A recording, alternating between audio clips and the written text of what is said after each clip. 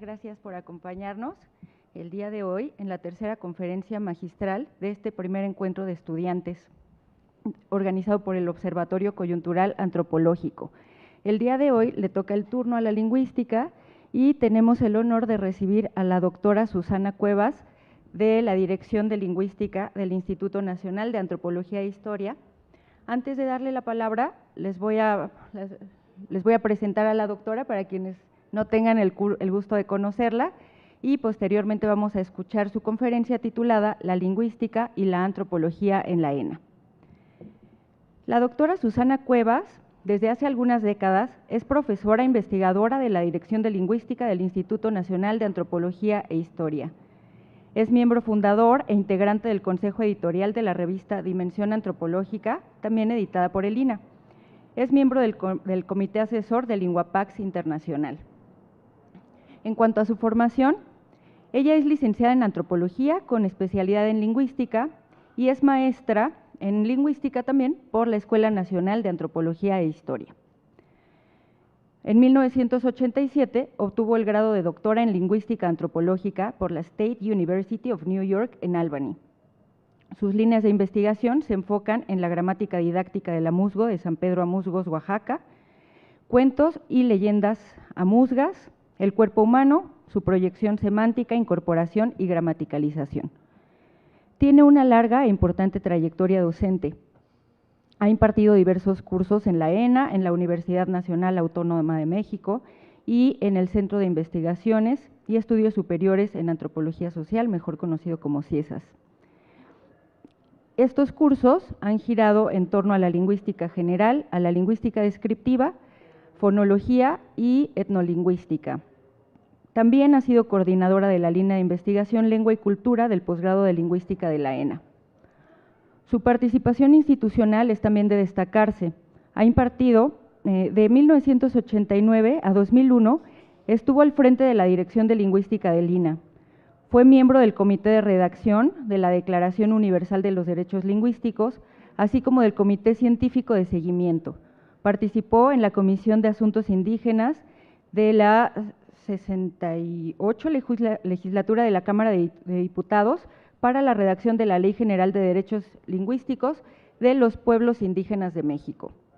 Desde 2001 coordina de manera conjunta el Seminario Interinstitucional de Antropología Lingüística que se imparte en la Dirección de Lingüística del INA, del cual han resultado algunos volúmenes de la revista Dimensión Antropológica, dedicados a partes del cuerpo humano a partir de lenguas indígenas de México, y este es un proyecto colectivo interinstitucional.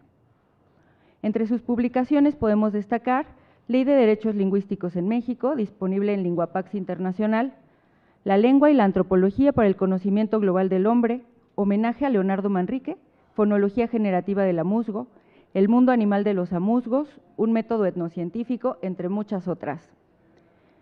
La doctora Cuevas es un pilar de la etnolingüística mexicana y de la lingüística antropológica mexicana. Sus temas de interés y su visión conjunta de antropóloga y de lingüista constituyen un aporte muy valioso para el estudio de la diversidad lingüística. Además, su labor en la formación de especialistas en etnolingüística y lingüística antropológica es en sí mismo una contribución notable a la comunidad científica mexicana y en general a la antropología mexicana. Yo me siento muy honrada de presentarla el día de hoy, de acompañarla aquí en la mesa y de compartir con usted y con todos ustedes que nos acompañan este espacio. Muchas gracias por aceptar la invitación, bienvenida y le doy la palabra. Bueno, pues antes de empezar, sí quiero agradecer pues a los organizadores de este primer Congreso de Estudiantes de las Disciplinas Antropológicas en la ENA, quienes emprendieron una ardua labor, conozco de estas tareas. En particular, quiero agradecer al maestro Gastón Macín y a mi querida doctora Glenda Zoe Lizárraga por haberme invitado a participar en este evento. Pues es de suma importancia que los estudiantes participen desde su formación en este tipo de actividades, que inicien sus presentaciones en casa y que sean sus profesores, sus colegas, sus compañeros, los que comenten sus trabajos. Por eso considero también de suma importancia este evento. Bueno, pues vamos a darle inicio a esta presentación, que es precisamente la lingüística y la antropología en la ENA. No, todavía no.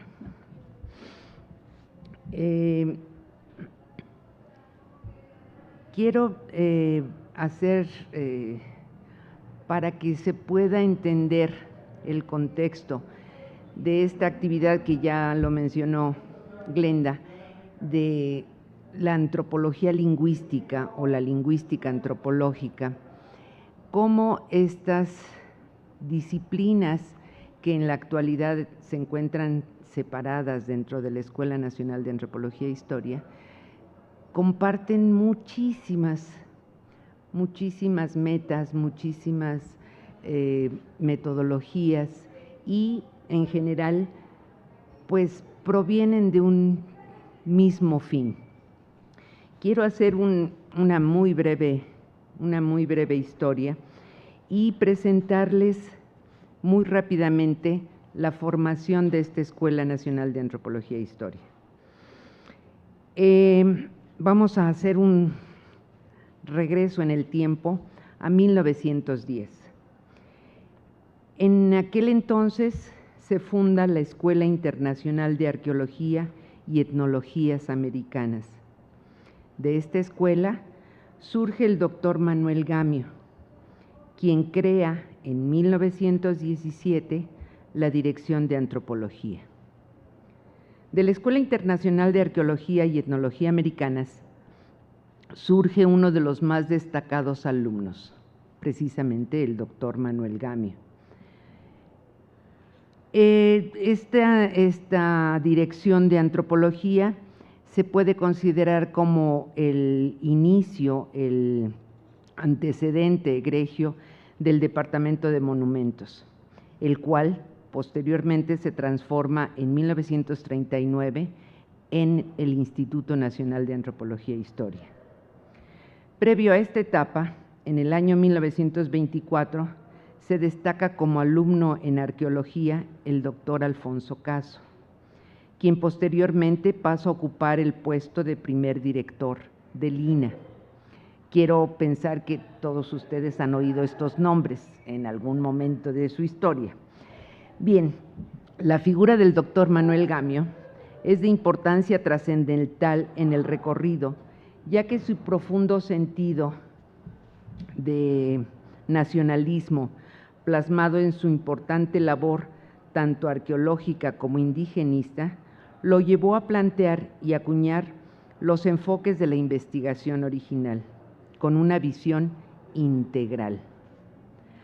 Su vasta obra así nos lo demuestra, en la que hace hincapié en que las investigaciones tendrán un carácter integral, pues comprenderán el estudio de las manifestaciones culturales, tanto las intelectuales como mitología, ideas, estéticas, etcétera, como las materiales, la construcción de cerámica,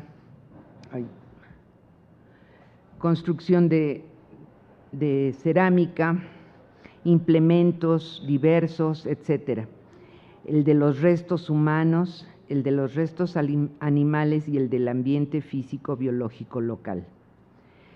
En su tesis La población del Valle de Teotihuacán, publicada en 1922, nos muestra todo esto.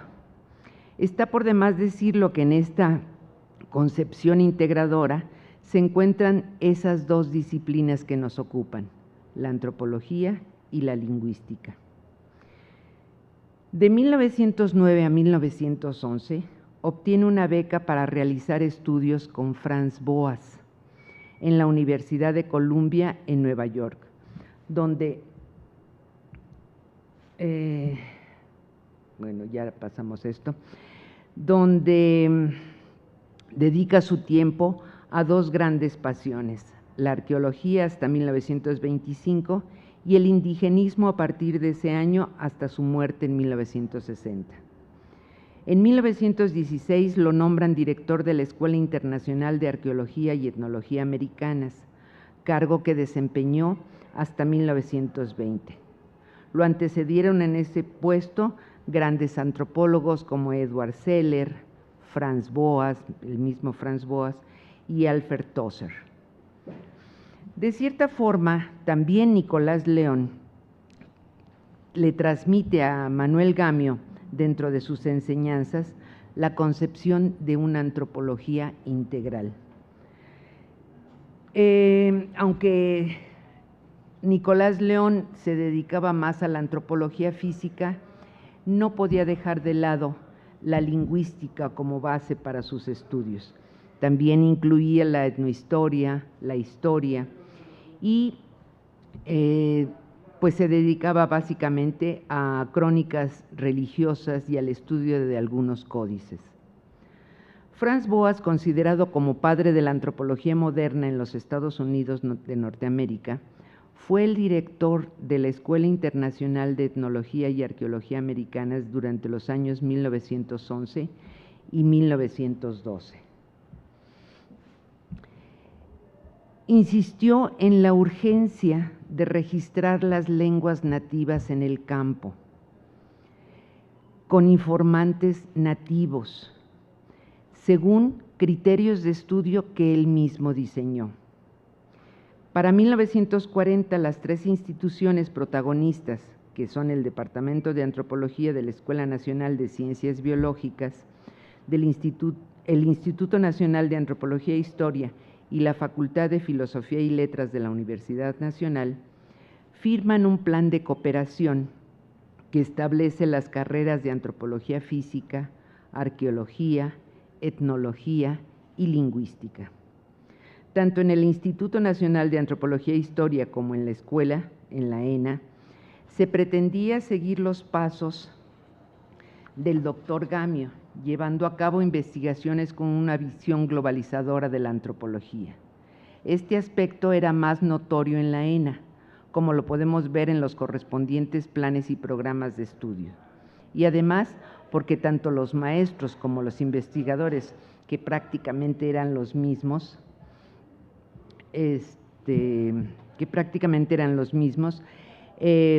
estaban involucrados en casi todas las materias que se impartían, situación que también fue un factor de peso para que la escuela adquiriese fama internacional.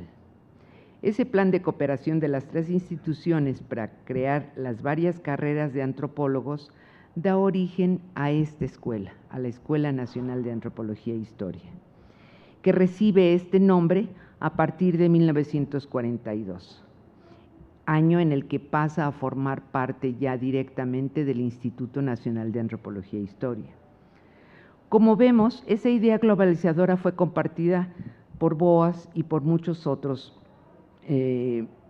investigadores y profesores en los primeros contactos que tuvieron tanto el maestro Manuel Gamio como Franz Boas en la Universidad de Columbia.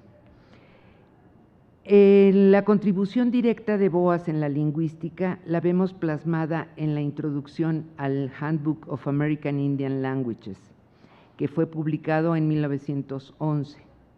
En esta introducción, él plantea los aspectos importantes para conocer y describir las lenguas americanas, pero más importante aún, plantea la necesidad de la etnología, o mejor dicho, del etnólogo, de conocer técnicas lingüísticas para la recuperación de su información y no solamente utilizar las herramientas de la lingüística para obtener datos etnológicos. Ojo en esto, porque no es aprendo la lengua para poder entender de qué me están hablando cuando hago un estudio etnológico, es al revés.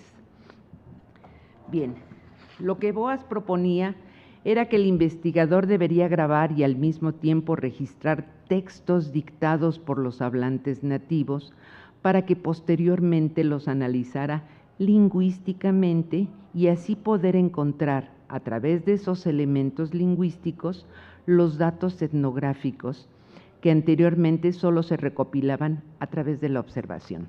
y lo que conocemos como la observación participante. Este proceso enriqueció lo que la filología clásica hacía para las culturas concernidas, pues Boas reunió el método clásico de la filología estudiando lenguas ágrafas por medio de la oralidad. Obtuvo datos sobre poesía, canciones, arte, mitos y cuentos, textos rituales, oratoria, etc. Boas consideraba que no solamente debería utilizarse este método y el de la observación, sino que el investigador tomara parte en los contextos, es decir, que participara en las actividades de la comunidad en estudio. Sin embargo, él nunca confundió ambas disciplinas, ya que por un lado cuidadosamente distinguía, y cito, el lenguaje humano es uno de los más importantes manifestaciones de la vida mental, cierro comillas, y el fenómeno cultural en general de sus premisas biológicas. Estos conceptos, a su vez, son retomados por Edward Sapir, que fue alumno de Boas, como lo vemos reflejado en sus trabajos y los planteamientos teóricos que en colaboración con Benjamin Lee Whorf presentan en su famosa hipótesis Sapir-Whorf, es decir, la relatividad lingüística. Regresando un poco a la historia del tipo de estudios que los fundadores de la ENA consideraban como importantes, vemos que en la formación de estudiosos en el campo de la antropología no solo estaban circunscritas la lingüística y la antropología, sino que recibían una formación integral de las diferentes disciplinas de la antropología, a fin de rescatarlas a través de las investigaciones globales de las comunidades americanas. Aquí les presento de 1940 el programa que tenía la Escuela Nacional de Antropología e Historia. Sin embargo, en las generaciones posteriores, me refiero en la década aproximadamente de los años 60 hasta los 80, aunque la instrucción seguía siendo general, como lo presentaban los planes de estudios, en donde se incluían todas las áreas de la antropología, esta se reducía a 3 primeros semestres de conocimiento general de la antropología. Pues el siguiente semestre, el 4º semestre, estaba ya dedicado a la especialización, es decir, todas las disciplinas que ofrecía la Escuela Nacional de Antropología, ustedes las conocen: antropología física, arqueología, etnología, antropología social, antropología física, historia, etc. Esos primeros semestres estaban dedicados a conocer el ámbito de acción de todas las disciplinas en la Escuela Nacional de Antropología, para que posteriormente se dedicaran a una especialidad. La aplicación del concepto de gamio ya no era tan común, y no porque no fuese importante, sino porque se estaba transitando a la especialización del conocimiento. El convenio establecido entre la Escuela Nacional de Antropología e Historia y la Universidad Nacional Autónoma de México fue para formar estos estudiantes a nivel de maestría. En aquel entonces era el grado que se otorgaba por los estudios en esta especialización. A partir de los años 70 es cuando cambia de maestría a licenciatura, y en lugar de 5 años son 4 años solamente. Entonces, el grado de maestro era expedido por la Universidad Nacional Autónoma de México, mientras que posteriormente con la licenciatura, el grado de licenciatura lo otorgaba la Escuela Nacional de Antropología e Historia. Es curioso ver cómo desde el título que se otorgaba era antropólogo con la especialidad en antropología física, antropólogo especializado en arqueología, antropólogo con la especialidad de lingüística, se tenía una formación, digamos, un poco reducida en comparación con los inicios de esta escuela. Desafortunadamente, esto también se perdió. A partir aproximadamente de los años 80 para nuestros días, ha ido cambiando paulatinamente los programas de cada una de las disciplinas, en donde incluso se van eliminando las materias, si no completamente obligatorias, sí con una conexión con otras de las disciplinas de la misma institución. Esto pues nos hace preguntarnos, hacer, por ejemplo, dos tipos de cuestionamientos. ¿Hasta qué punto las disciplinas antropológicas y la historia asumen el compromiso de abordar el estudio del conjunto social como un todo? ¿O en qué medida sus resultados inciden en el quehacer social total? Estos, por ejemplo, son de etnografía, de lingüística. Y si ven los nombres de los profesores, pues bastante reducidos. La lingüística como especialidad en la ENA ha tenido un campo de acción muy vasto. Podemos ver muy someramente sus campos. La lengua como sistema nos permite acercarnos a ellas mediante la segmentación de sus componentes. Así podemos estudiar una lengua a nivel fonológico, a nivel morfológico, a nivel sintáctico, a nivel semántico y principalmente conocer las lenguas como sistemas, olvidándonos un tanto del grupo de individuos que hablan esas lenguas. Es decir, nos convertimos en extractores de información lingüística y posteriormente nos olvidamos de quiénes utilizan este medio para comunicarse, quiénes sufren el uso o el no uso de esa lengua en su comunidad o fuera de ella. Sin embargo, bueno, vamos a ver un poquito el panorama. Estos son los otros cursos que se impartían en 1941 y digamos, dentro de este campo podríamos considerar a la lingüística indigenista, a la lingüística aplicada, la lingüística teórica, la historia de la lingüística o la lingüística histórica y la lingüística en relación a otras disciplinas. Dentro de obvio que esta separación que yo estoy haciendo los campos de acción de los diferentes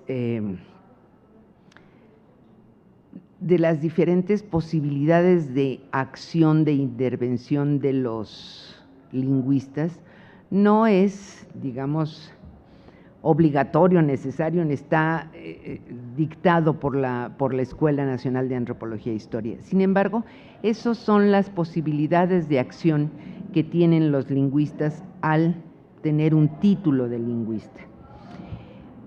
Obviamente, estando en un país con la riqueza que tenemos en cuanto a diversidad de lenguas habladas, es indispensable que dediquemos nuestro conocimiento al estudio de ellas en todos los niveles, simplemente para el registro, porque se consideran hasta la fecha lenguas ágrafas, a pesar de que ya muchas de estas lenguas están con sistemas de escritura implementándose para la educación básica de los niños hablantes de estas lenguas. aún son lenguas ágrafas. Ellos no han hecho uso de ese método de escritura para ellos mismos producir sus propios materiales. Así entonces, pues la lingüística indígena es la que tenemos un panorama muy, muy, muy extenso. Obvio, para aplicar esos conocimientos de esos sistemas de lenguas, pues nos pueden permitir producir o dar como resultados libros que van a ser de ayuda, de apoyo a estas comunidades en su enseñanza, en la enseñanza de la lectoescritura de estas lenguas, produciendo diccionarios, produciendo libros de texto, publicación de cuentos, narraciones, etc.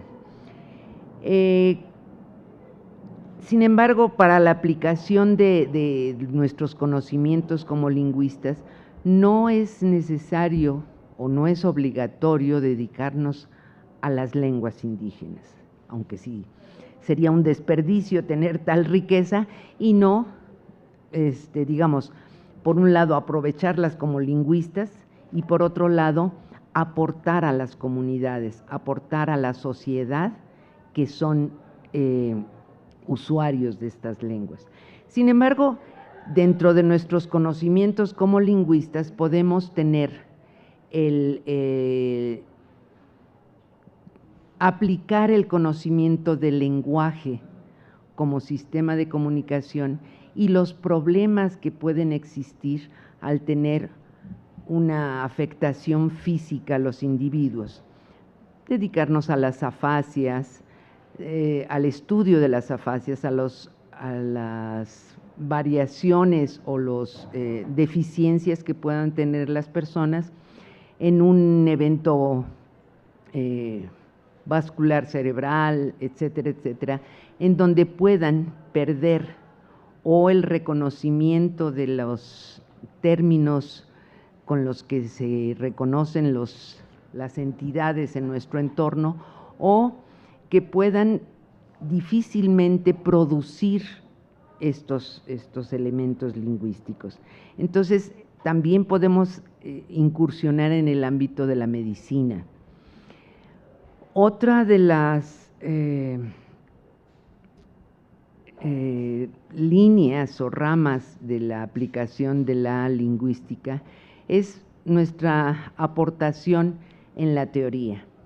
Y aquí me gustaría mencionar un trabajo, un método que fue elaborado por una investigadora, desafortunadamente ya nos dejó, una investigadora de la Dirección de Lingüística del INAH, que creó el método de adquisición de la lengua para niños sordos a través de la lectoescritura. Es decir, que por medio de la teoría generativa transformacional, creó este método para poder ayudar a los niños sordos que no tienen posibilidades de tener ese input de la comunicación oral y por ende, pues no tienen forma de reproducir, no tienen problemas en el habla, pero al no tener ese ingreso de su saber de la lengua materna, pues no van a estar expuestos a ese conocimiento y no podrán producirlo. Con este método no se trata de que hablen la lengua, sino que adquieran la lengua. Es decir, nosotros desde niños estamos expuestos a toda esta información que nuestro entorno nos proporciona. Todo el tiempo nos están hablando, todo el tiempo nos están bombardeando con esa información. Lo que hacemos como niños es producir las reglas que nuestra lengua nos está dictando y aplicarlas. Los niños sordos no tienen esa posibilidad. Entonces, la forma de adquirirlo es mediante la lectura. Esa lectura les va a permitir conocer las reglas de estructuración de su propia lengua y a través de la escritura comunicarse con el resto de su comunidad. Obvio, existen las lenguas de señas y las lenguas de señas también las pueden utilizar las personas sordas que no pueden producir los sonidos de su lengua. También existe la oralización de los niños sordos. Pero este método en particular, creado por Bruna Radelli, llamado logogenia, desde 1978, ha sido de gran utilidad, no solamente para la adquisición del español, sino la adquisición del italiano, que se puso a prueba, la adquisición del portugués, que también se puso a prueba, con resultados excelentes. Bien, como ven, la aplicación de los conocimientos en lingüística nos dan para mucho, en el campo de la teoría, en el campo de la aplicación, en el campo de los estudios de las lenguas indígenas. Pero también existe, pues, la parte histórica, que cómo podemos ver la evolución de las lenguas a través de su propia historia. Es un campo también bastante rico. Yo ya me quedé plasmada aquí en la formulación de la Ley de Derechos Lingüísticos de los pueblos indígenas. En 2003, bueno, desde antes ya se venía trabajando con las propuestas de la intervención del gobierno en el reconocimiento de las lenguas indígenas de México. Después de tanta historia de persecución prácticamente que han sufrido los grupos indígenas, de pues prácticamente aniquilación, para el tiempo de Lázaro Cárdenas, que fue cuando se crea esta institución, se hablaba mucho de la alfabetización en lenguas indígenas.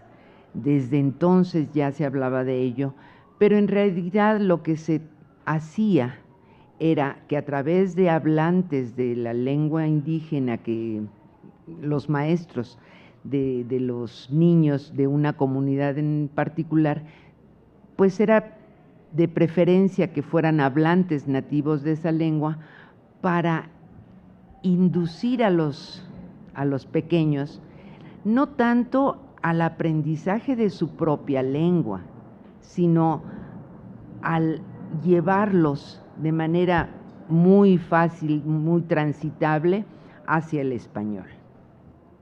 Bien, en 2003 es cuando se promulga esta ley, y es a través de esta ley, en su artículo 14, que se crea el Instituto Nacional de Lenguas Indígenas, encargado precisamente de ayudar a estas comunidades a la preservación de sus propias lenguas, en todos los aspectos, jurídico, médico, educativo, etcétera, etcétera.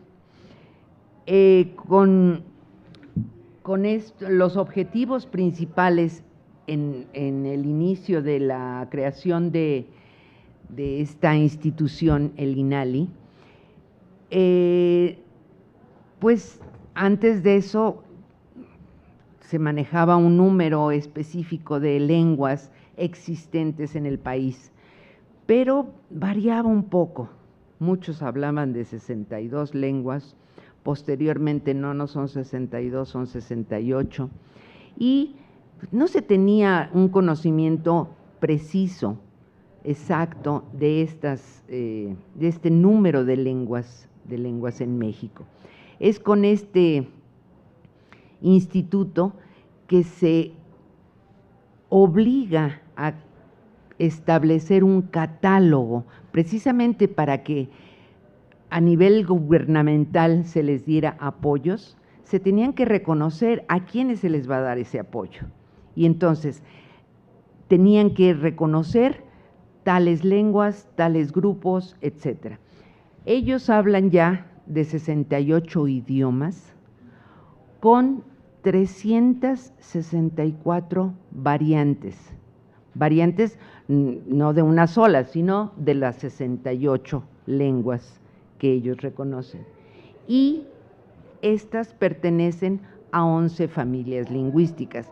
En el caso de los lingüistas, que voy reconociendo algunas caras, no nos cuesta trabajo el reconocer que es una variante, que es una lengua, y qué es lo que está considerando dentro del catálogo el INALI.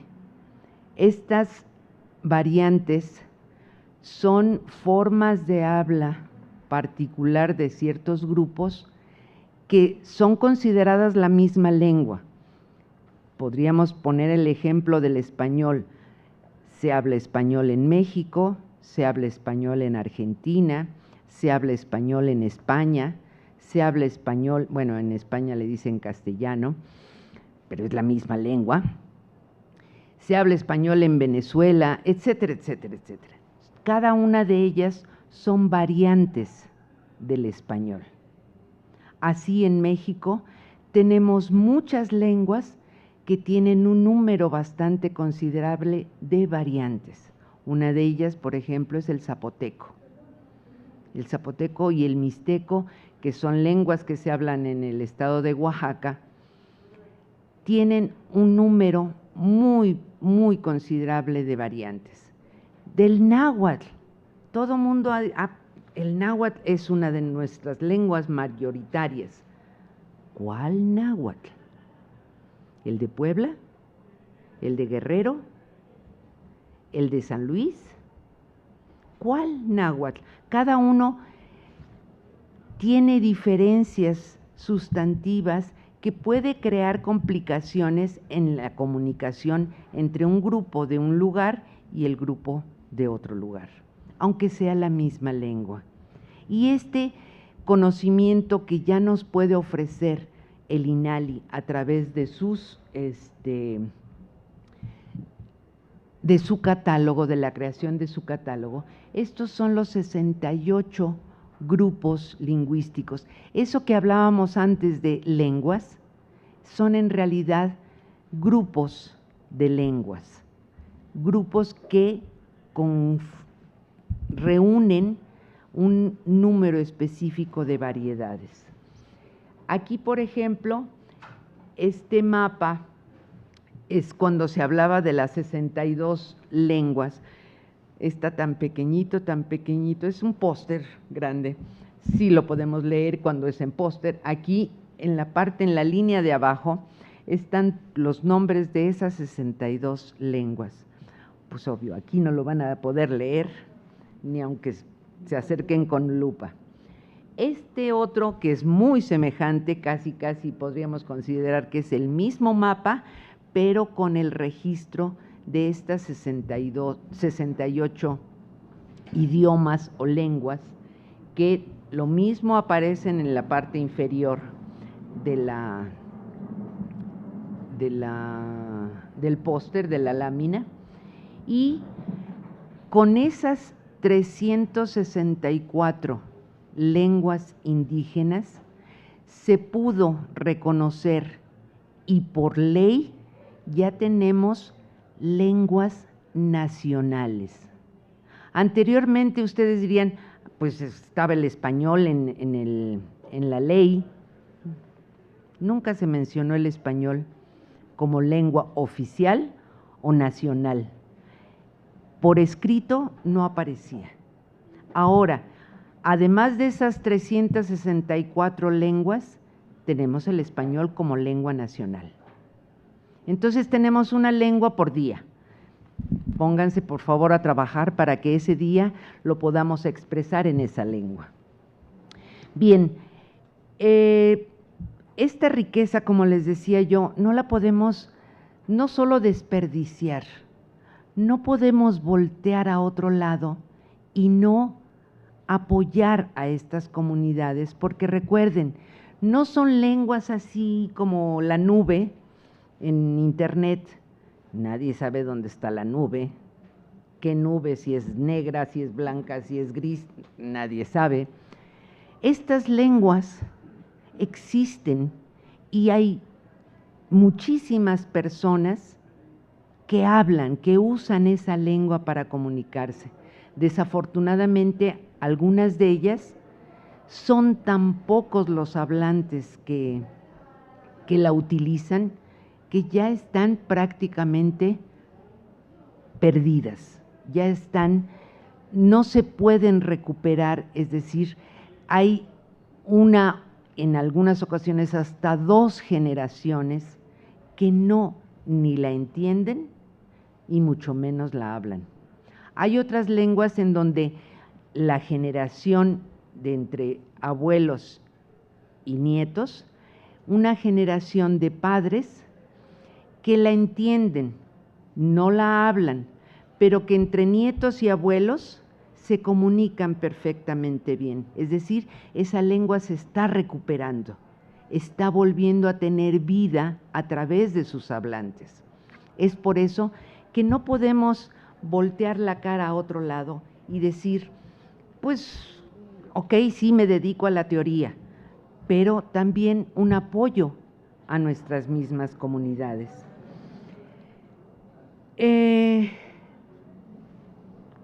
Mucho bla bla, pero ¿y qué con toda esta historia? ¿Y qué con la antropología y la lingüística, verdad? ¿Qué hay ahora a ese respecto? Perdón. Bueno, como bien lo mencionó Glenda en la presentación de una servidora, me he dedicado a darle continuidad a esta visión integradora, a esta visión global del estudio del hombre. Me apasiona la lingüística. La fonología en particular es uno de mis puntos débiles, no débiles en el sentido de que no lo sepa manejar, sino que me inclino hacia allá. Pero tengo otra pasión, el conocimiento de la lengua a través de los grupos, a través de su cultura, a través de su relación interpersonal entre ellos. Porque eso no solamente me lleva a conocer a la lengua como sistema, saber de su fonología, saber de su morfología, saber de su sintaxis, saber de su gramática, etcétera, sino que en muchas ocasiones, y ustedes lo pueden corroborar con el español, ¿de dónde entendemos las metáforas? ¿Por qué entendemos las metáforas? ¿Por qué una metáfora en inglés no la entendemos y una metáfora en español la entendemos, aunque no sepamos qué es metáfora? ¿Sí?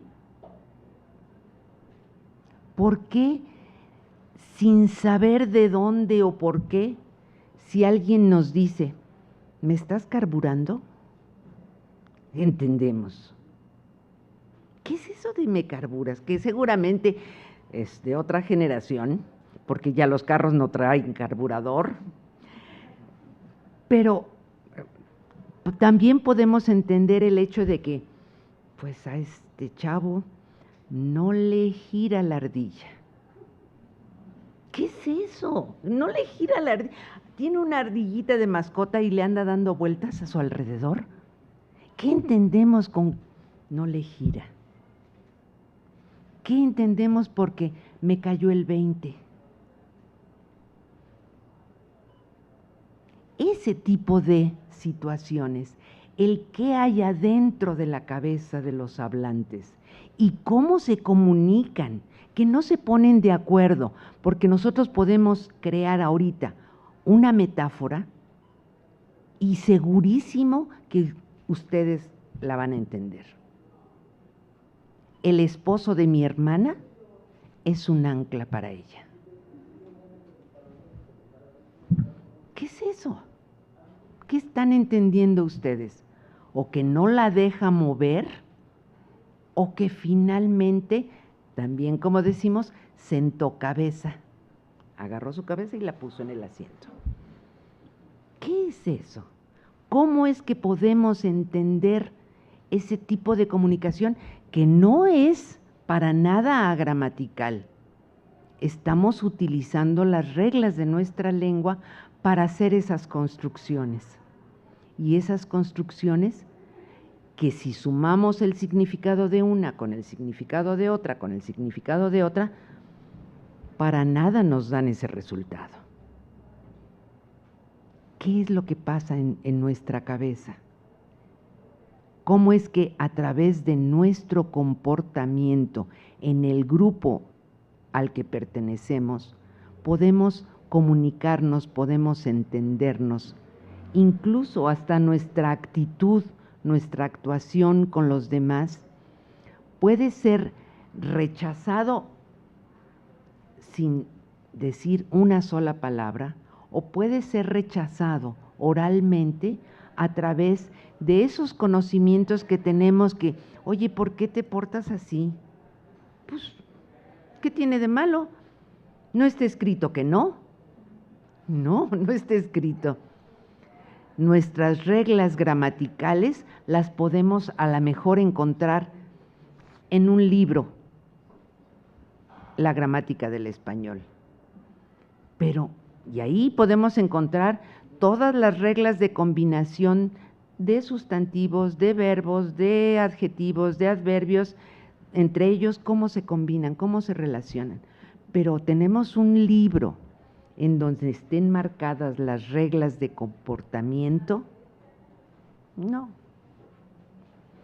Antes, a lo mejor alguno de ustedes oyó hablar ay, ahorita se me fue el nombre, del manual de Carreño. Pues sí, el buen comportamiento según quién, Carreño, ¿sí?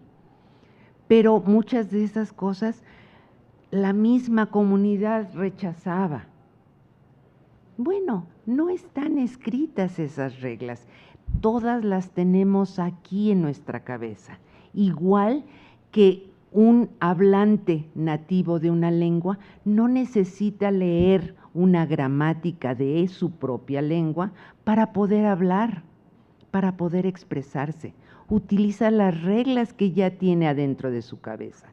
Entonces, lo interesante en esta disciplina, y ahorita aquí, por ejemplo, en el reconocimiento primero de qué es una lengua, y es una de las definiciones que hace Sapir de este fenómeno llamado lengua,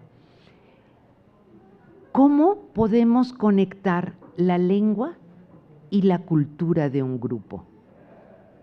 ¿Cómo podemos encontrar que están tomadas de la mano? ¿Cómo podemos descubrir que son inseparables? Y ambas están aquí adentro de la cabeza de cada uno de los hablantes y de los usuarios de esa cultura. Entonces, Edward Sapir, junto con Benjamin Lee Whorf, escriben unos postulados que ahora conocemos como la hipótesis Sapir-Whorf o el relativismo lingüístico. Recuerdan que en esa parte que les dije de la historia de la creación de esta institución, ya se mencionaban Boas, Sapir, bueno, a lo mejor Sapir no, pero Boas fue maestro de Sapir, Sapir fue maestro de Benjamin Whorf, y ellos están en ese, ¿ya tengo tiempo? No, todavía hay tiempo.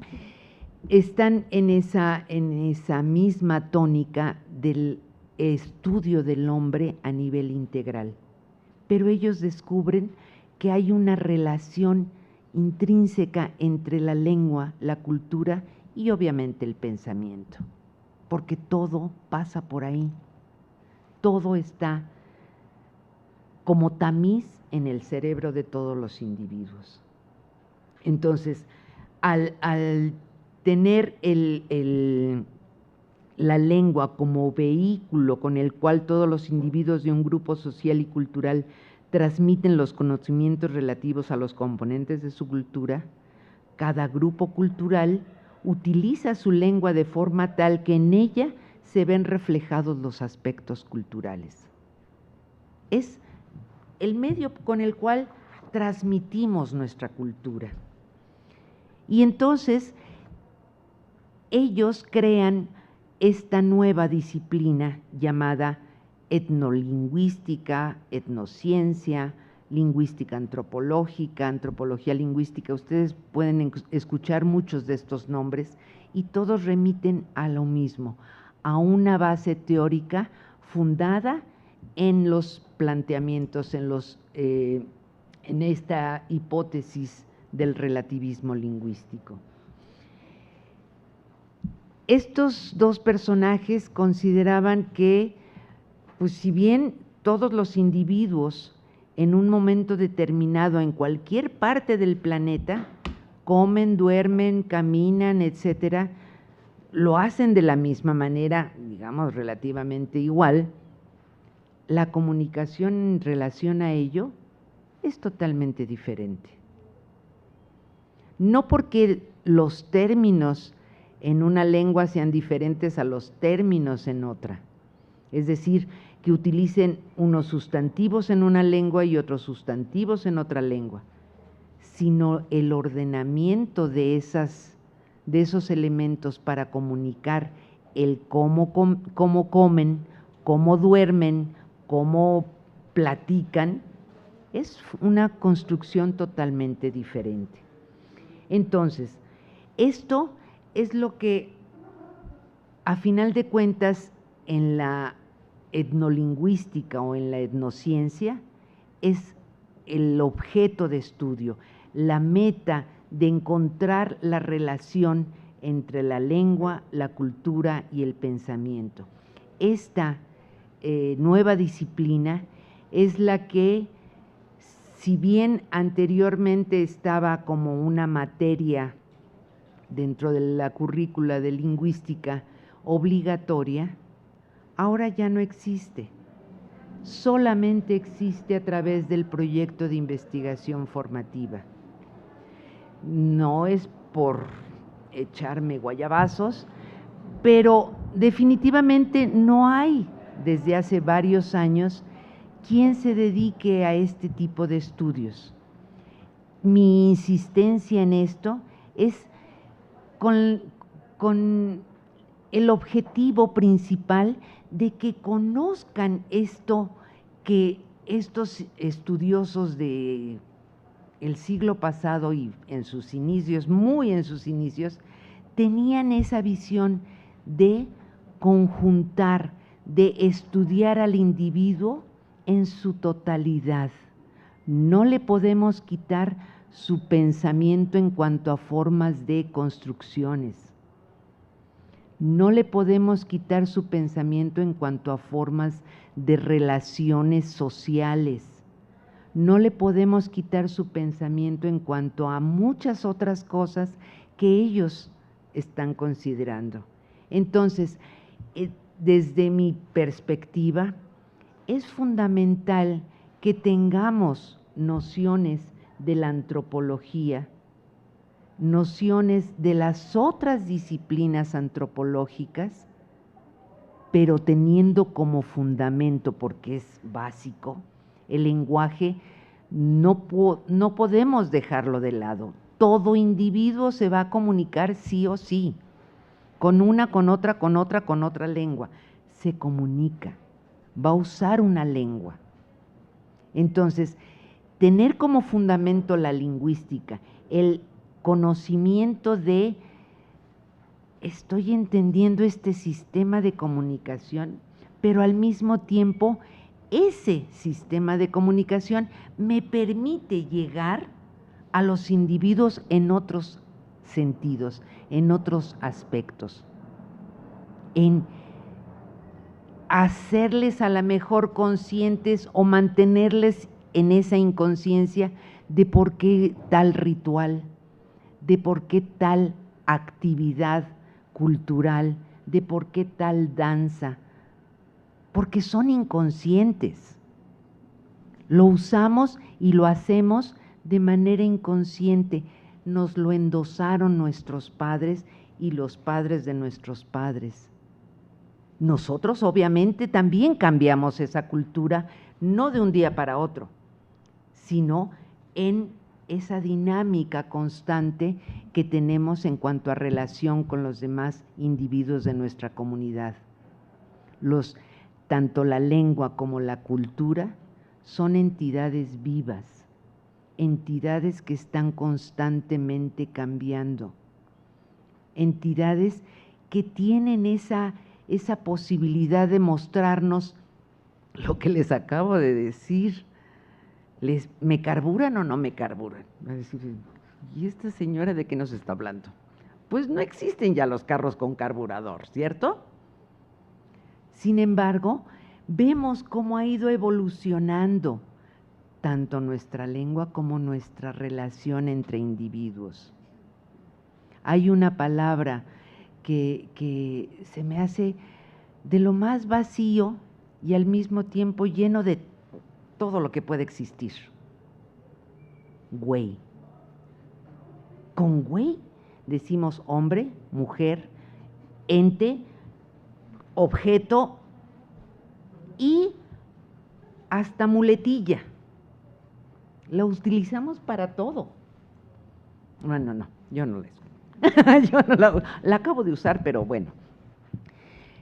Es algo que también ya pasó de moda o está pasando de moda.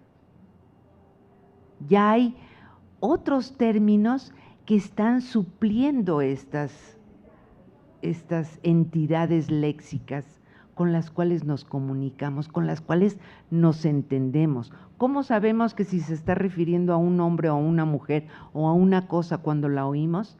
Pues el mismo contexto nos los está dando, ¿sí?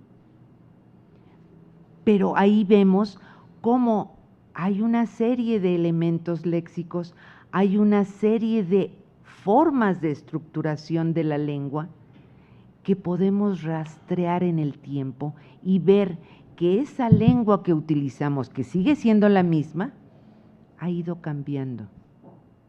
Que nuestra actitud, nuestra relación con nuestros padres, con nuestros hijos, con nuestros mismos de nuestra generación, ha ido cambiando también, ¿sí? El reconocerle la vida a cada una de ellas es importante porque, como dice Sapir, los seres humanos se encuentran a merced de la lengua que emplean para hablar y el mundo real está en gran medida inconscientemente construido sobre los hábitos lingüísticos del grupo al que pertenece. Aunque haya cambiado su lengua, sigue funcionando exactamente igual. Entonces, siempre, digamos, al descubrir este tipo de beneficios, de aportes al conocimiento humano, es por eso mi insistencia, por eso mi terquedad, mi tenacidad en seguir presentando un PIF en la ENA, para que por lo menos a través de 4 semestres, que duran generalmente los PIF, los alumnos que se inscriban tengan una visión más amplia de lo que es solamente conocer a través de diferentes teorías un sistema. ¿Cómo se llama ese sistema? Lengua. No les estoy diciendo que eso no vale, es extremadamente necesario conocer la lengua como sistema, pero no olvidemos a sus usuarios, no olvidemos lo que piensan, lo que sienten sus usuarios, y por eso esta necesidad de mi parte de que ustedes, estudiantes de la ENA o egresados de la ENA, abran esta ventana, abran la puerta de esta disciplina y entren a conocer este mundo de de maravillas que nos pueden ofrecer los grupos culturales. Esos 364 variantes no son otra cosa más que grupos culturales que son diferentes. Y al utilizar una misma lengua, pero comportamientos diferentes, con el relativismo lingüístico, son grupos únicos, irrepetibles. Y esto nadie lo sabe más que, bueno, la cultura occidental, y todos entramos en la cultura occidental. En cierta forma, sí. Igual que yo puedo entrar en el grupo de mujeres, muy general. Pero también puedo entrar en el grupo de las viejitas. Puedo entrar en el grupo de las, no de las canosas, me apena mucho, nada más tengo unas cuantas que no me salen las canas, y a mí que me gustan las canas. O sea, ¿pero en qué contexto me puedo ubicar? ¿Visto desde qué perspectiva? Lo que la etnolingüística ofrece a sus estudiosos es un panorama muy amplio de conocimiento de muchos aspectos de los grupos culturales, entrando por su lengua. Muchísimas gracias.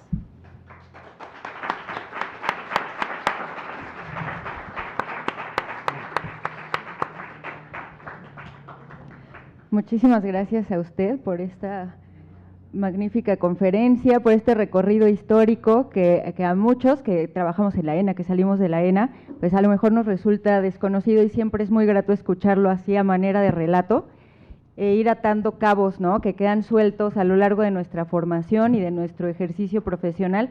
En particular, como lingüista, yo hablo desde mi punto de vista de lingüista, pero también hay aquí compañeros antropólogos que nos acompañan, y pues ellos lo verán desde el otro extremo.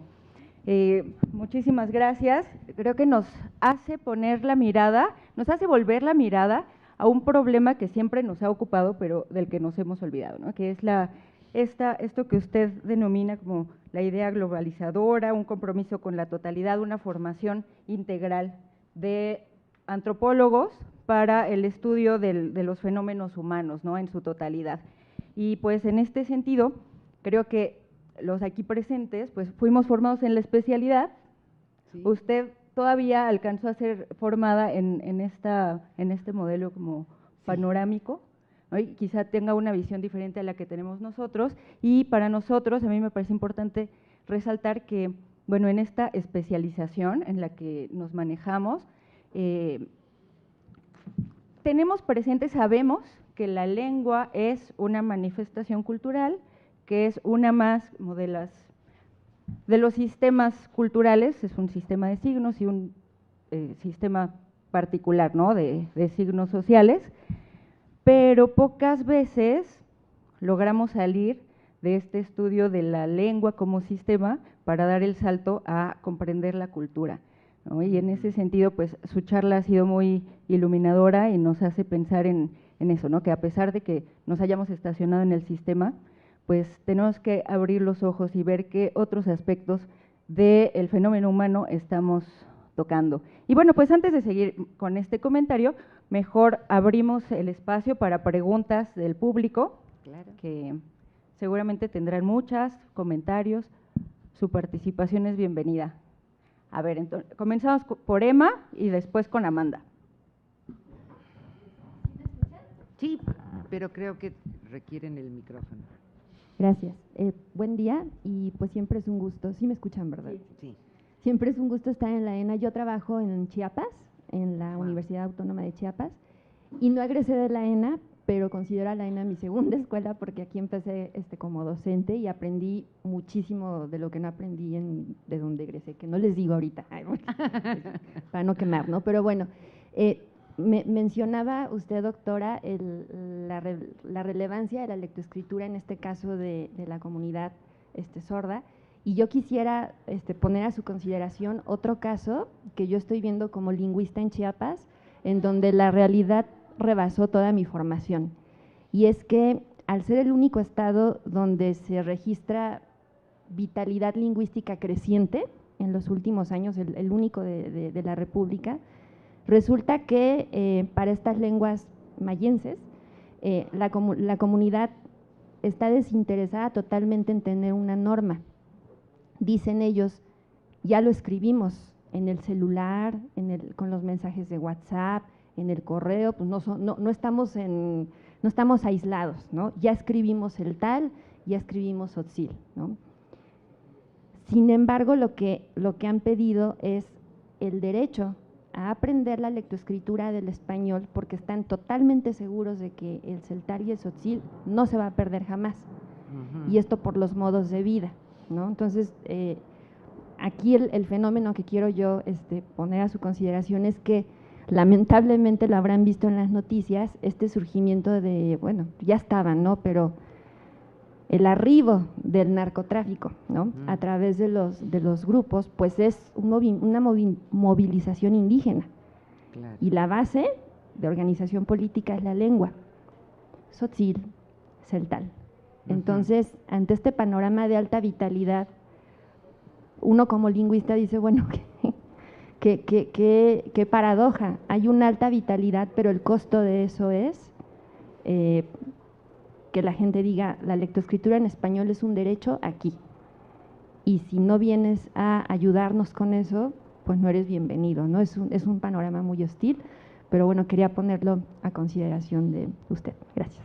Claro, bueno, has tocado un punto bastante importante y a la vez conflictivo. En muchos, este uso del teléfono, de los mensajes cortos, de la comunicación encriptada, vamos a llamarle, porque de los primeros casos que yo conocí fueron migrantes en Estados Unidos, hablantes de una lengua indígena, a veces ni siquiera el español tenían como lengua franca, sino brincaron directamente al inglés, que era donde se tenían que mover.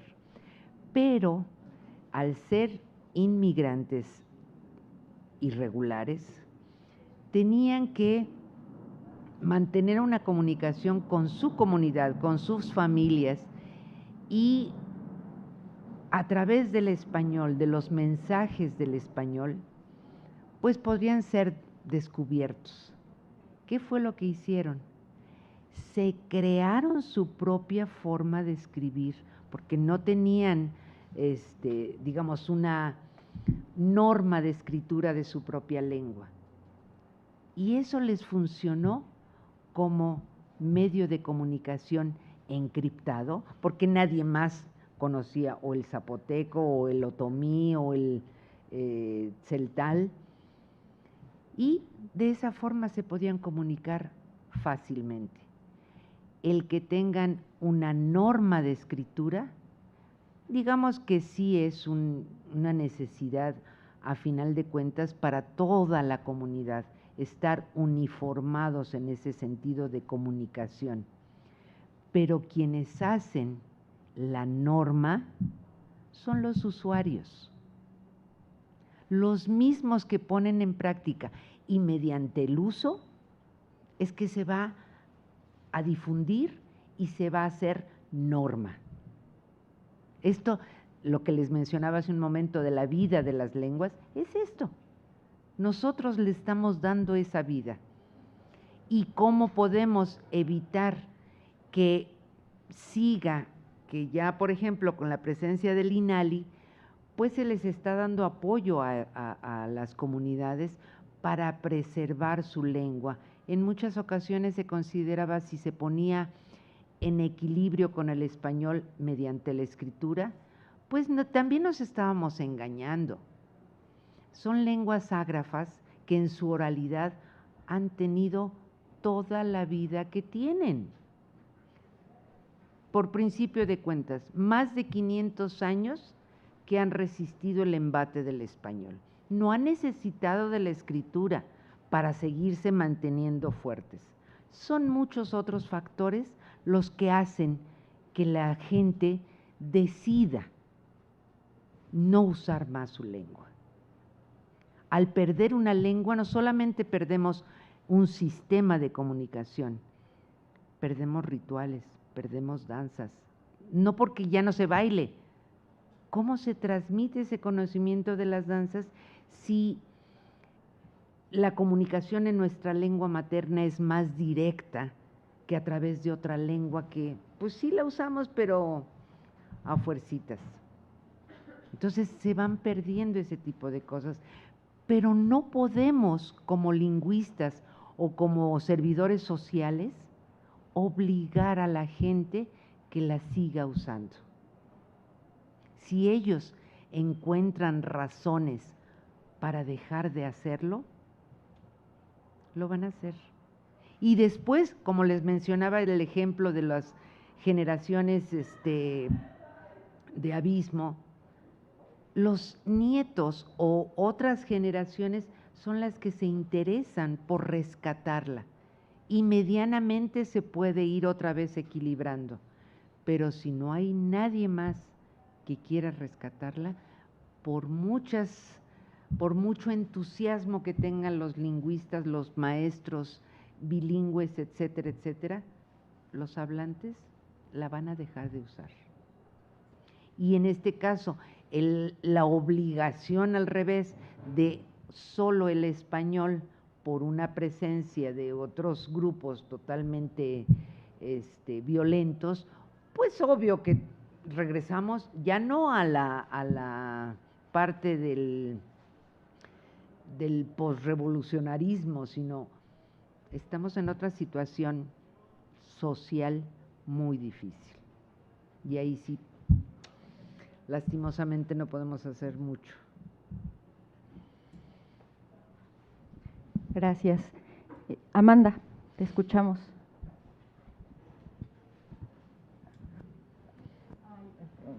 Yo voy a romper a lo mejor una regla aquí. Pero bueno, muchísimas gracias por tu presentación, Susana, siempre es como muy bonito escucharte, ¿no? Y que presentes además este recorrido histórico, como bien lo dice Glenda. Yo tengo 2 comentarios y una pregunta. El primer comentario: con este recorrido histórico, pues justo nos haces que la escuela, ¿no?, los alumnos y todos los demás bien sentada esta base de lo que es la trilogía, ¿no?, que al final de cuentas la retoma la documentación lingüística, y con esta disciplina que surge justamente cuestionando el olvido de esta trilogía, ¿no? O sea, ¿qué pasó? ¿Qué nos pasó a los lingüistas? ¿Qué pasó en la disciplina que nos olvidamos de este trabajo y que al final de cuentas había enriquecido la propia disciplina, ¿no? Entonces, como gracias a las personas como tú que siguieron insistiendo, digamos, ¿no?, en no olvidar, digamos, este tipo de trabajo, se llegó a cuestionar, digamos, toda la disciplina de la lingüística. Entonces, qué bueno, ¿no?, que estamos retomando otra vez y siguiendo cuestionándonos cómo ahora con la nueva realidad como lingüistas, con las nuevas realidades tecnológicas, podemos retomar, digamos, esta base en la documentación lingüística. Entonces, es mi primer comentario, digamos. Mi segundo comentario tiene que ver con de ponernos al servicio de las comunidades como lingüistas. Este énfasis que pusiste tú me parece muy importante, y planteárnoslos desde ahí, ¿no? O sea, lo que me hace reflexionar y pensar es cómo hacemos que los nuevos lingüistas que salgan egresados de esta escuela tengan, digamos, esa vocación, ¿no?, de ponernos a servicio de las necesidades de la comunidad, ya sea, y ayer un poco lo hablábamos también con la presentación de Yasna, ya, ¿no? Yo desde mi postura es siempre ahora, ¿no? No fue antes, no tenía esa reflexión, pero ahora sí, ¿no? Ir solamente por invitación, ¿no? Porque la comunidad me está pidiendo algo, ¿no? Hacer ciertas cosas. Y el trabajo es menos agotador, el trabajo es más placentero como lingüista, el trabajo es donde todos aprendemos al final del cuentas y al final se convierte en este trabajo colectivo del que ayer se hablaba y del que muchos hablamos, ¿no? De otras maneras de trabajar. Entonces, gracias por otra vez retomar esta. Y mi pregunta es, a mí tengo la impresión, y a lo mejor yo porque tengo poco de estar aquí de vuelta, de que hay poca, o sea, que no hay muchos alumnos que se interesen en este trabajo. Entonces, mi pregunta sería para ti, ¿cómo le haces o cómo le hacemos para a los alumnos inyectarles un poquito más de esta pasión, ¿no? Yo obviamente creo que he totalmente fracasado en ello, ¿no? Pero sí, mi pregunta es ¿cómo le haces? ¿Cómo le hacemos? ¿Qué propones que hagamos como institución? Si tienes ideas o no sé, algo así, ¿no? Muchas gracias, Susana. Okay. Bueno, sí es algo difícil. Como les digo, yo no sé si soy terca o soy tenaz o como se le puede llamar, pero sigo insistiendo en compartir esta riqueza, este estudio tan bello, porque te da muchísimas satisfacciones como estudiante, como investigador, como ajeno a esas culturas, el conocerlas. Y bueno, en el momento en el que la materia desapareció, la materia de etnolingüística desapareció del programa, vi la posibilidad de que dentro del programa de la materia lenguaje y antropología, creo que es, que son, no recuerdo si es en el primero o en el segundo semestre, se dé parte de este saber, de que se prenda la chispa de hay algo más que solamente lingüística o solamente antropología, que desde ahí se vaya invitando a los estudiantes en esto. Por otro lado, bueno, cada semestre que se abre un PIF, tenemos la posibilidad de presentar y ahora sí que hacer nuestra campaña para vengan. Y justo este semestre, que es el primer semestre de un PIF, Lengua y Cultura, cuento con 9 estudiantes. Algunos no van, pero bueno, ya sabemos que así es. Pero para mí es un mundo de gente, un mundo, porque normalmente en otros PIF eran 5, 6 máximo. Bueno, llegó a haber una vez, luché porque con 3 no se puede, se cancela. Insistí y se quedó el PIF, con 3. Pero es cuestión de estar invitando a los estudiantes desde muy temprana hora, desde que entran prácticamente a la carrera de lingüística, estar, pues ahora sí que invitándolos a este nuevo saber, a este fascinante saber, ¿sí? Y desafortunadamente en otros PIF que he dado en la ENA, es fundamental salir al campo. Bueno, en las materias de lingüística es fundamental salir al campo, precisamente por esta situación de violencia, de peligro. Procuro no sacarlos. Y llevamos 2 años de pandemia, así que en muchas ocasiones ni siquiera, así como nos estamos viendo ahorita, pude hacerlo. Fueron 4 semestres a través de, bueno, ¿tienes tele? Pues ahí nos vemos, porque nos veíamos solamente por tele. No es una forma de aprendizaje para este tipo de experiencias. Tenemos que estar en contacto con la gente, pero tampoco nos podemos arriesgar. y menos a los estudiantes los vamos a poner como… no, simplemente no se puede. Okay. Sí, ser insistente. Gracias a ambas por pregunta y respuesta. ¿Hay más preguntas aquí en el público presente o en línea? ¿Sí? Sí, tenemos unas preguntas en línea. Básicamente van a versar sobre lo que nos acaba de comentar, se las voy a resumir.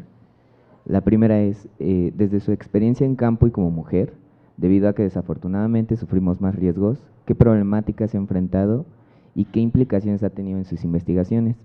Y la siguiente es, ¿cuáles considera que han sido los cambios más grandes o radicales que han sufrido las lenguas en esta transición moderna, si es que pasa?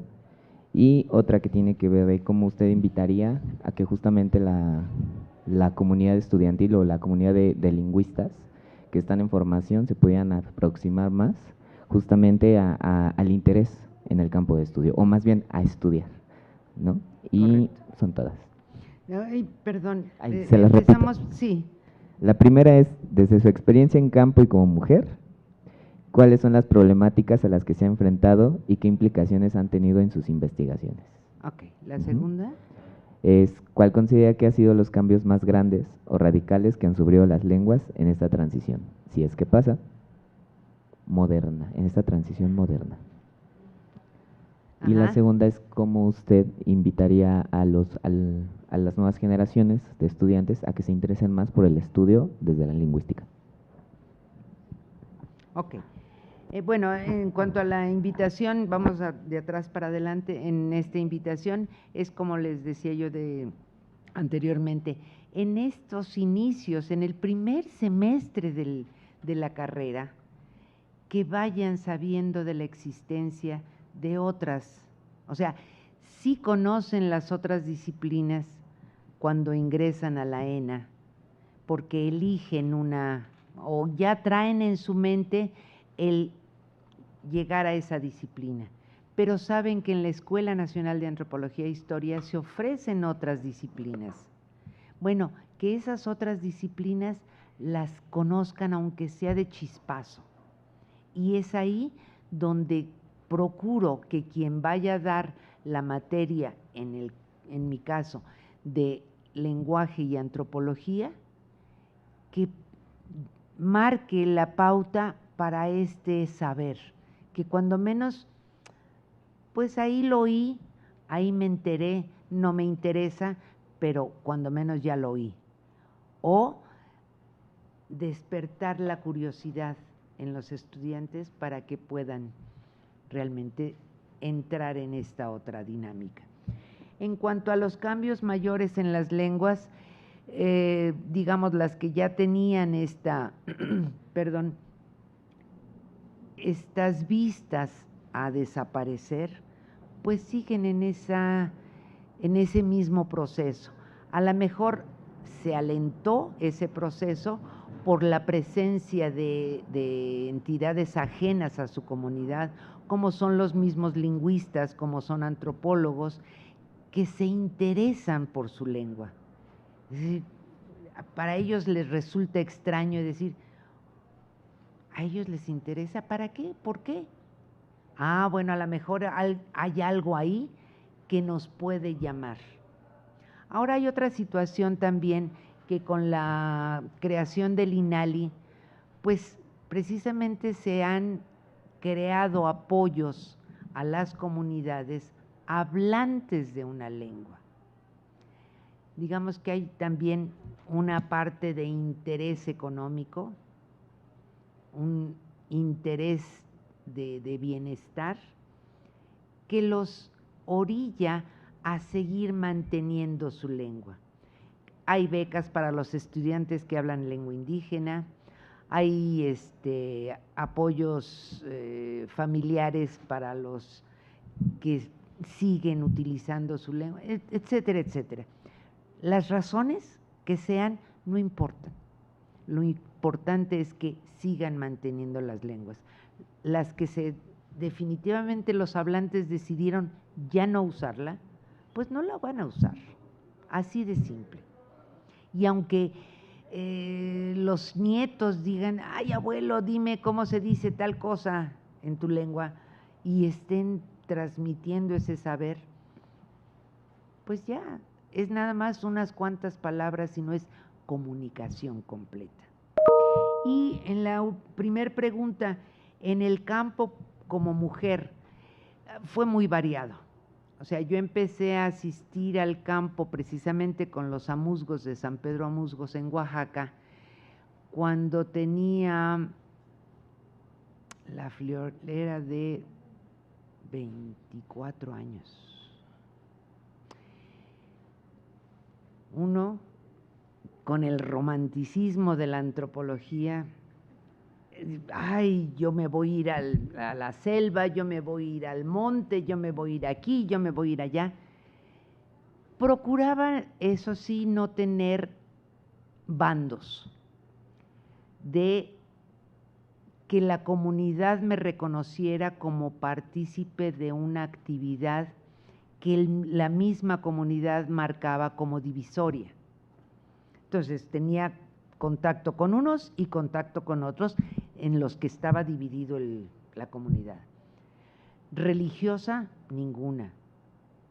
O sea, no hay, como les digo a mis alumnos, es algo muy difícil, pero tenemos que procurar hacerlo. Quitarnos la camiseta de nuestra cultura y conocer y participar del conocimiento de ellos en su cultura.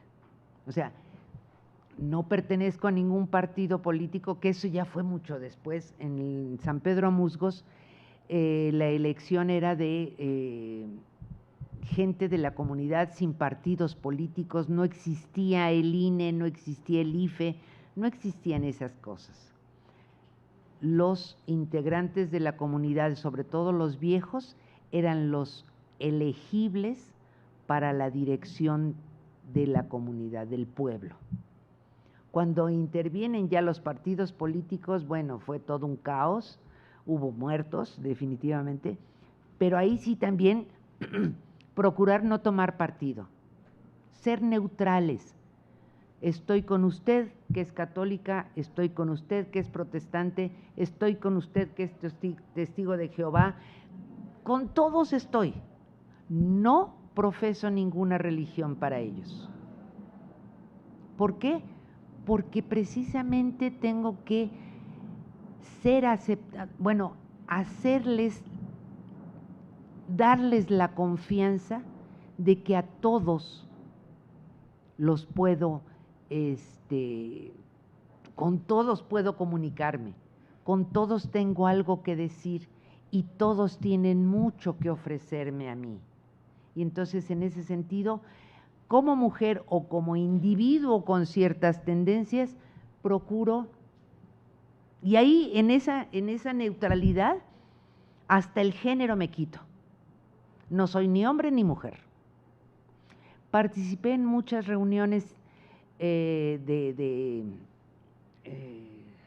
grupales de resolución de problemas de la comunidad, en donde solo y exclusivamente participaban hombres. Tú veías toda una sala de gente y veías la punta del machete porque todos regresaban del monte, puras puntas de machete, no veías un solo huipil. Yo, como no usaba huipil, también usaba pantalones, me confundía por ahí. O trataba de confundirme, de hacerme invisible para ellos en esas situaciones, en esos momentos. Sí, de verdad, a veces sí me costó muchísimo trabajo. Hay algunos eventos culturales en los que no pude hacer un registro porque era única y exclusivamente para hombres. No los voy a obligar. Si tenía posibilidad de que un hombre me acompañara y registrara eso, pero pues no, porque primero tienen que tener confianza con la persona que van a invitar y entonces tampoco funcionaba. ¿No? Hacer las cosas lo más accesible para ellos. ¿Sí? Gracias. Creo que ya nos pasamos del tiempo. No, Ah. estamos bien, todavía alcanzamos a escuchar algunas preguntas. No sé si alguien aquí en el público tenga alguna pregunta. Sí, por favor.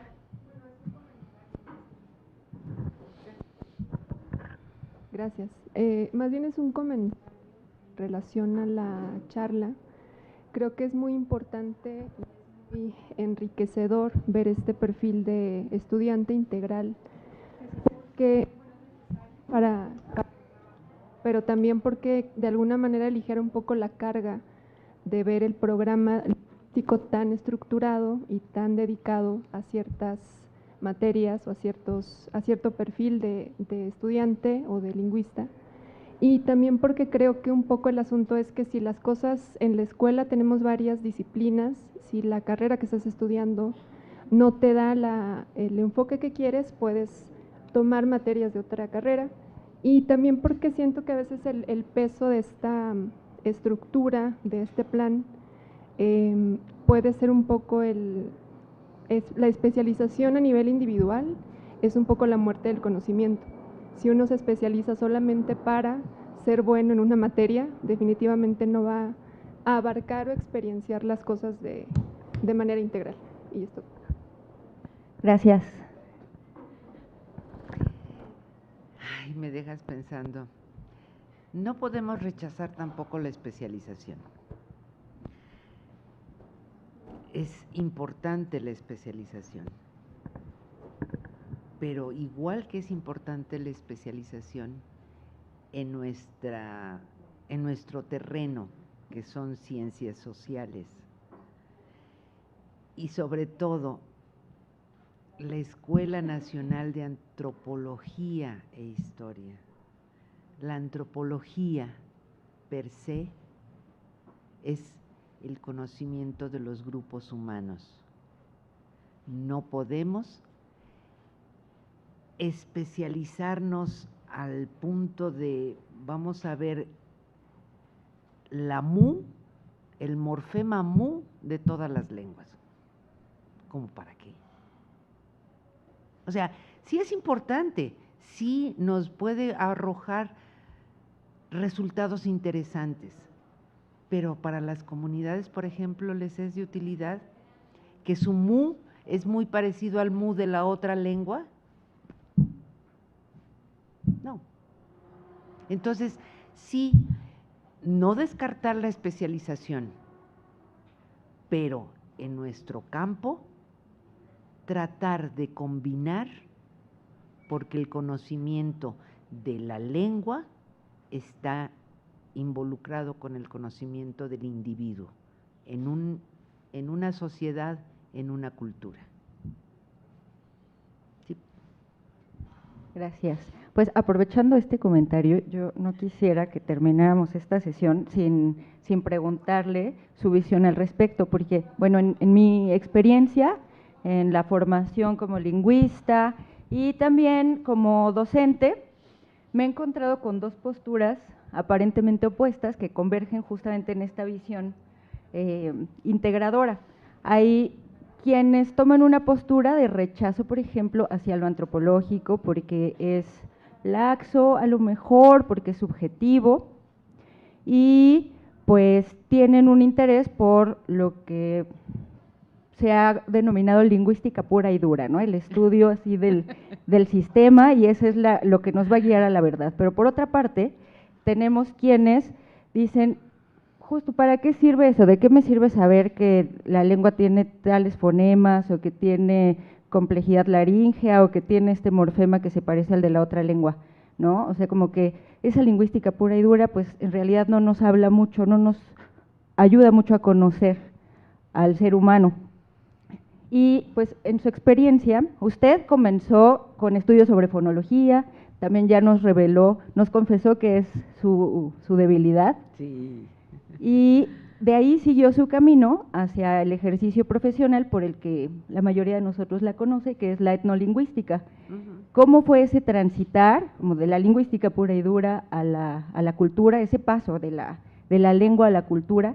¿O cómo habría otras maneras de hacer ese recorrido? ¿Cómo recuperamos esa relación entre lengua y cultura desde su experiencia y y desde su punto de vista con una formación integral.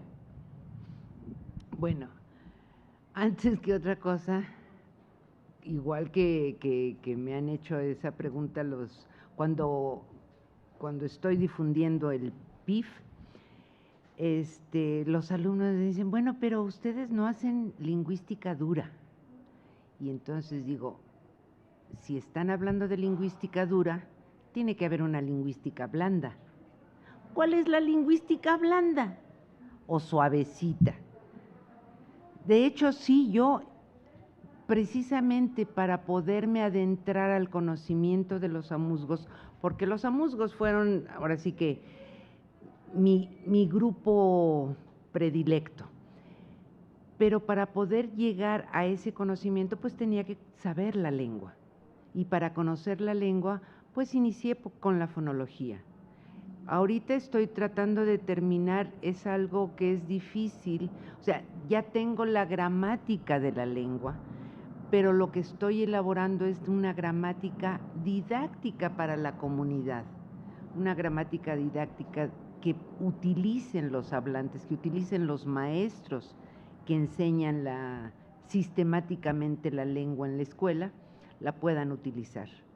Pero la gramática ya la conozco. Para poder meterme al asunto de la semántica, yo no puedo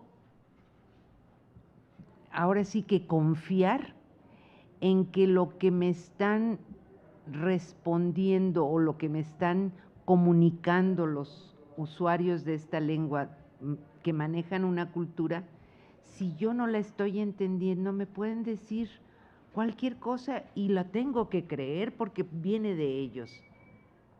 Pero si yo, por ejemplo, llego y les pregunto, ¿cómo dices yo? Y me dicen tú, y cuando les pregunto, ¿cómo dices tú? Me dicen yo, pues es lógico. ¿Cómo dices tú? Se refiere a mí, yo. ¿Y cómo dices yo? Ah, pues es tú. No, no es que nos estén engañando, nos están diciendo la verdad, pero desde el punto de vista de la pregunta.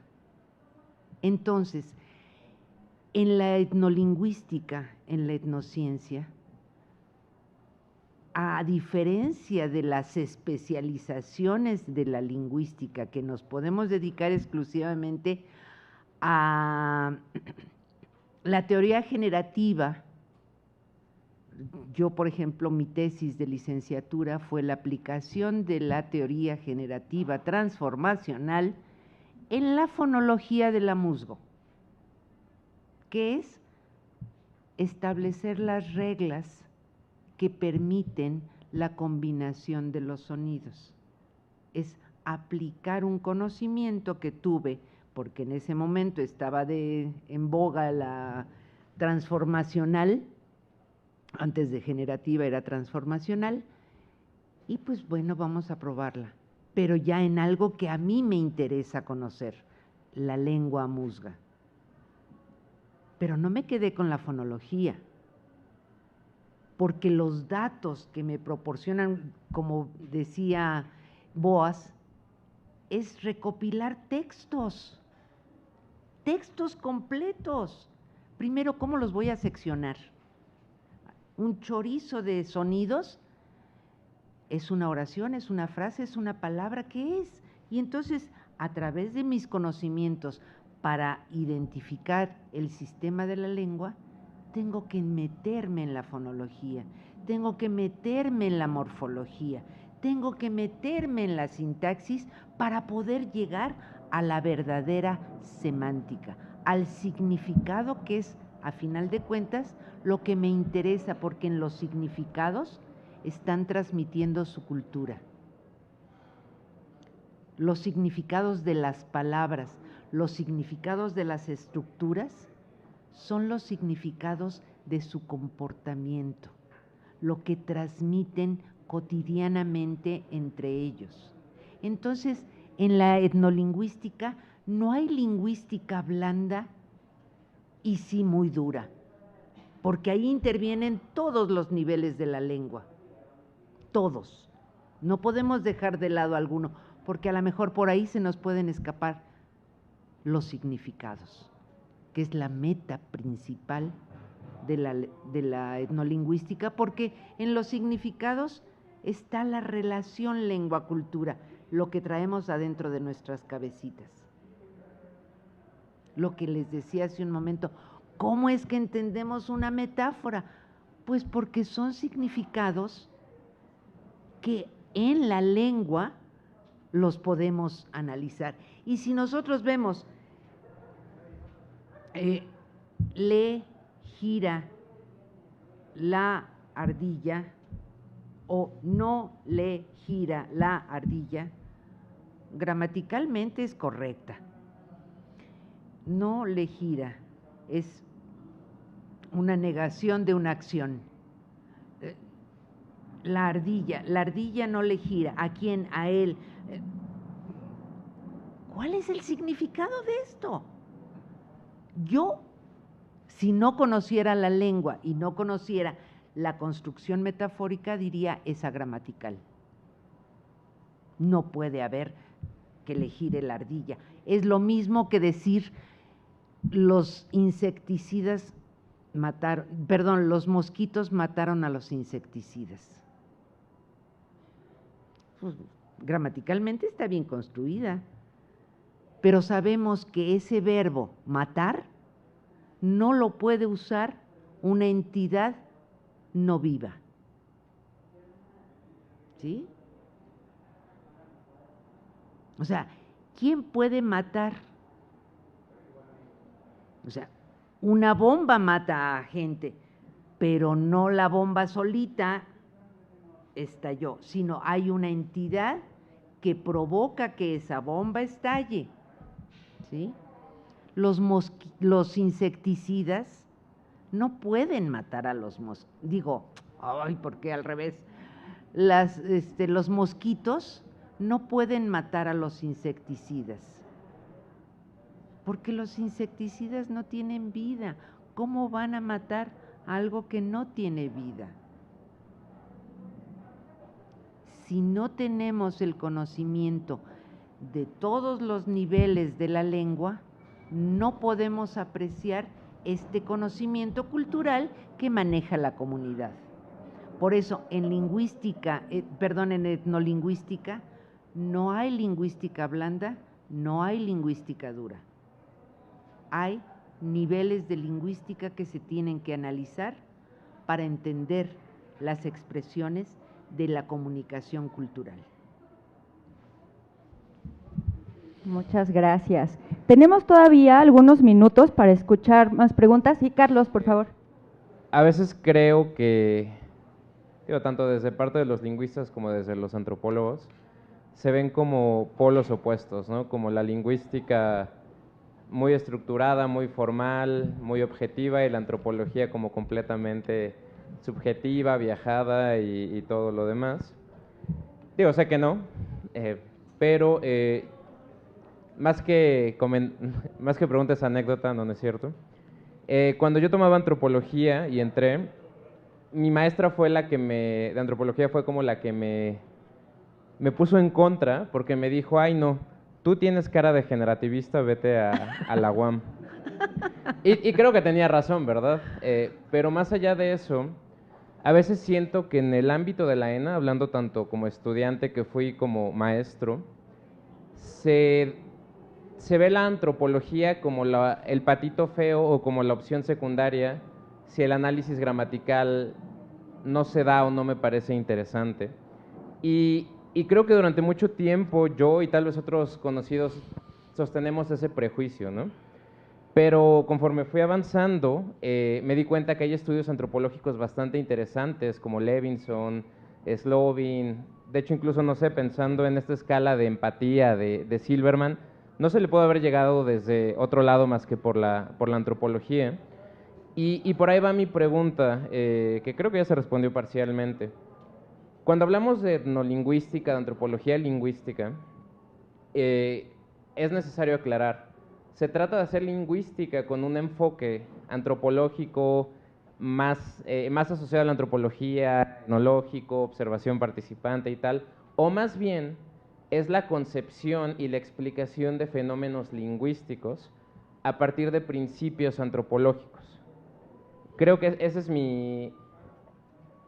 No sé, probablemente a estas alturas del partido ya me queda más claro, pero creo que es algo que siempre queda como flotando y que tal vez a veces puede asustar, ¿no? O sea, sé que la ENA es la escuela de antropología, pero no es un secreto que cada vez nos hemos hecho los lingüistas, y no solamente en la ENA, creo que a nivel mundial nos hemos alejado más, ¿no?, de la antropología.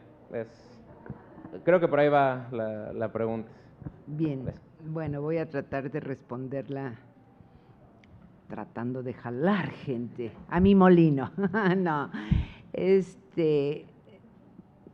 si recuerdan, Franz Boas era antropólogo, etnólogo. Bueno, de origen era geógrafo, pero bueno, se dedicó a la antropología. Pero al ser considerado padre de la antropología, era que sus principios era: no podemos hacer nuestras propias interpretaciones de un grupo de individuos.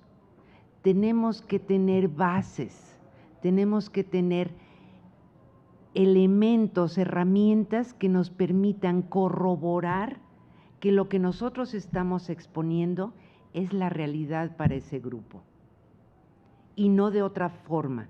Entonces, más que, por eso decía de la observación participante, no la podemos dejar tampoco de lado, pero tenemos que conocer no la lengua para comunicarnos y sacarles información cultural, sino porque se percató que en la lengua, a través de la lengua, se transmitían conocimientos culturales.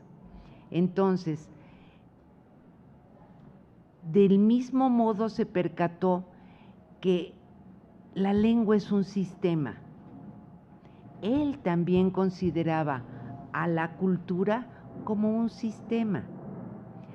De la misma forma que podemos tener reglas gramaticales en la lengua, tenemos reglas de conducta en la cultura.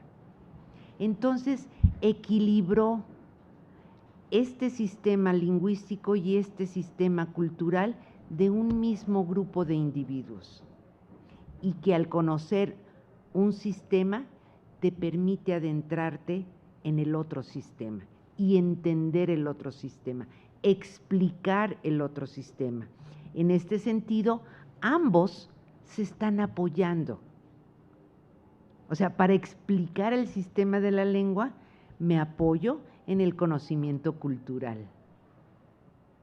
¿Por qué le voy a decir al esposo de mi hermana ancla? Culturalmente, eso me lo permite hacer. Entonces, en la etnolingüística, de lo que se trata es presentar al grupo, tanto a nivel lingüístico como a nivel cultural, como un espejo para los individuos de ese grupo estudiado. Y no hay otra forma más que aplicando las herramientas de la lingüística, las herramientas de la etnología, y ambas no por separado, sino en una sola entidad. Muchísimas gracias. Gracias a todos por su asistencia y sobre todo gracias a usted, doctora, por esta magnífica presentación que se ha sentido como a ratos como un suave recordatorio, ¿no?, de que a pesar de nuestros intereses, a pesar de que nos quedemos estacionados en algún aspecto del estudio de los sistemas lingüísticos, nunca tenemos que ignorar que la lengua es parte de un sistema mucho, mucho más complejo, y que para conocerla en su totalidad tenemos que conocer, al menos no ignorar, que tiene otros aspectos. Muchísimas gracias. Con esto cerramos y pues, gracias. Nos también a despedimos. ustedes.